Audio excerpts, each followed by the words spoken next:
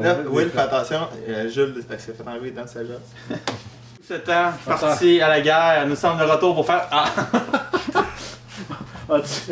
As-tu encore tes boules? Ah, c'est vrai, tout est. C'est vrai, t'es là, c'est dedans. Je te critique ça. Critique ça. If something were to happen to you, I could never forgive myself. Alors bonjour et bienvenue à cette nouvelle émission de Je te critique ça. Aujourd'hui, une critique de plus en plus sombre. Je vais coller. Bam! C'est un Christian Grey blessé qui tente de reconquérir Anastasia. Cette dernière exige un nouveau contrat avant de lui laisser une seconde chance. Mais le passé de Christian vient le hanter. Alors comme toujours, je suis accompagné de Julien et Leslie. Yo! Fait que on l'a fait une autre fois. C'est quoi, je pense qu'on va être assez épais pour aller voir le troisième. Non, moi j'ai hâte. Il a quasiment l'air bon. Moi j'ai honnêtement hâte. C'est pas un bon film, ok? Mais contrairement au premier, c'est pas un mauvais film.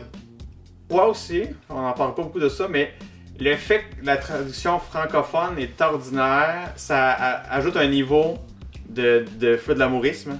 Ouais, peut-être. Mais tu penchais vers toi puis je te l'ai dit pendant le film. Ouais, mais regarde, je suis capable de réfléchir par moi-même, j'avais déjà pensé.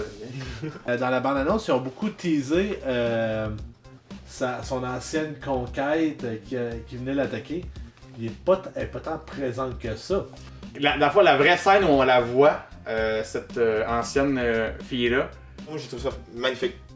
Magnifique. Non, j'ai trouvé ça magnifique parce que c'est la seule place, je trouve, dans le film qui a du vrai bon acting.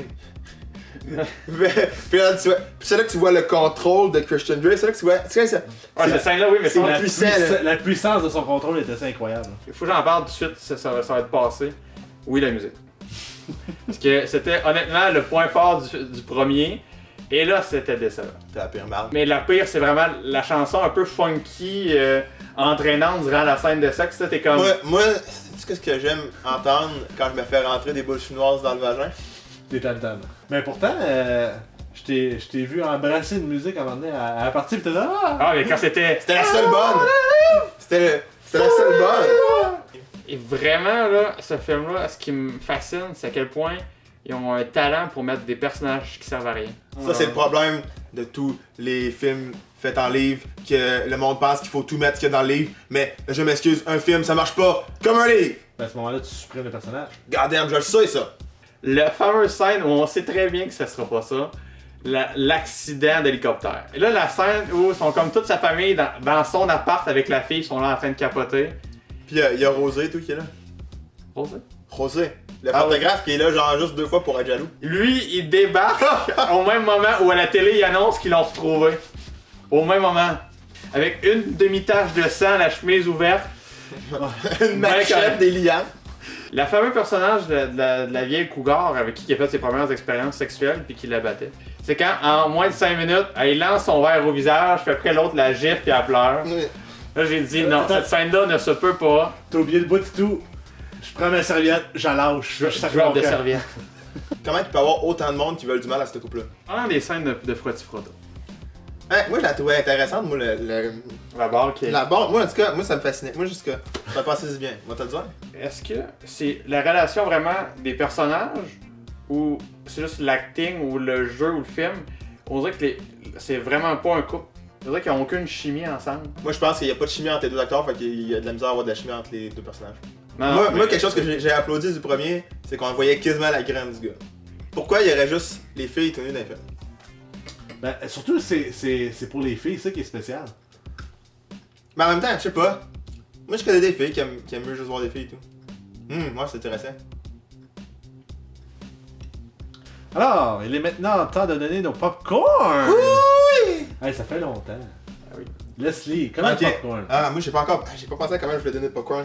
M'a décidé à faire ma finale, ok? Ce serait un film qui avait été agréable, ça aurait été un bon film, il y aurait eu une bonne histoire s'il y avait pas plein de petits cossins qui gossent. Puis tu sais, il y en a une tonne.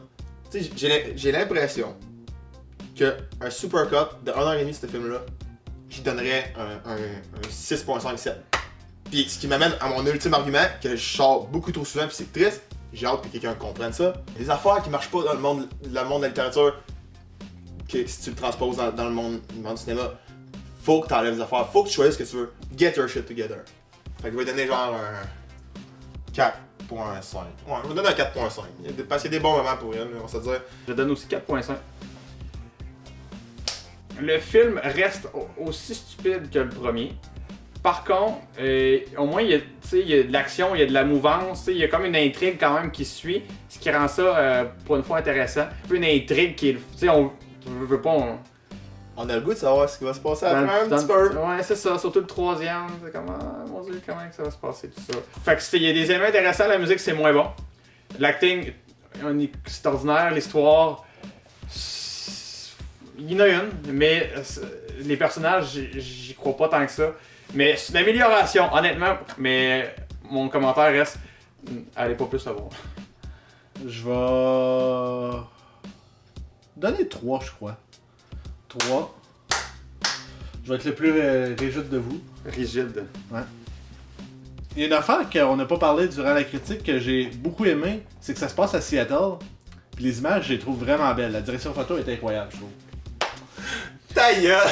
Hey, je me demande pourquoi on a oublié ce point-là. Hey, y'a de quoi qu'on oublie, c'est que ça se passe à Seattle. On s'en calisse. Le film Tarzan avec Callis était à Seattle. Yeah! Seattle! C'est rare que ça se passe là. C'est tout le Ouais, temps pis! ça. C'est dans le livre, c'est écrit dans le livre, le monde sont contents. C'est différent. Alors, si vous voulez revoir la critique du premier film 50 nuances de Grey, vous avez juste à cliquer là.